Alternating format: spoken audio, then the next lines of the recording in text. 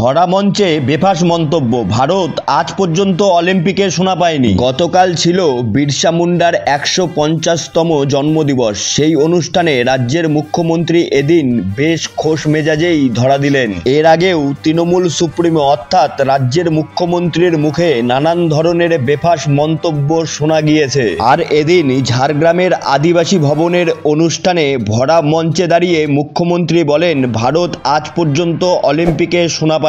এদিন অনুষ্ঠান মঞ্চে দাঁড়িয়ে পশ্চিমবঙ্গ সরকারের ক্রীড়ামন্ত্রী অরূপ বিশ্বাসকে বলতে শোনা যায়, মাননীয় মুখ্যমন্ত্রী যে স্বপ্নের একাডেমি তৈরি করেছেন তাতে আমাদের একজন কৃতি ছাত্র জুয়েল সরকার ইন্ডিয়া টিমে রয়েছে।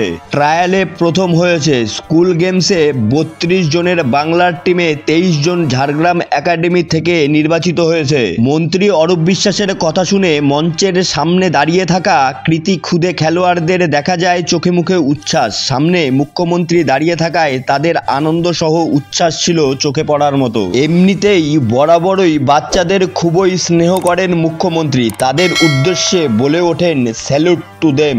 এরপরই মুখ্যমন্ত্রী বলেন, এদের যেন কোনো অসুবিধা না হয়, কোনো পরিকাঠামোর অভাব যেন না হয়।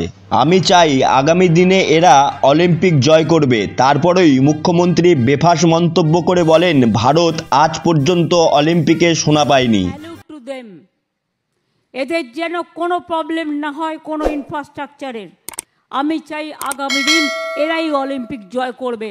ভারত আজ পর্যন্ত অলিম্পিকে সোনা পায়নি, তোমরা পাবে, এ বিশ্বাস আমার আছে। জানিয়ে রাখি, ভারত এখনো পর্যন্ত অলিম্পিকে মোট 10টি সোনা জিতেছে। অর্থাৎ অলিম্পিকে ভারতের ইতিহাস অনেক আগে থেকেই সোনায় মোড়া। আর এদিনের মুখ্যমন্ত্রীর করা মন্তব্য ঘিরে উঠেছে নিন্দার ঝড়।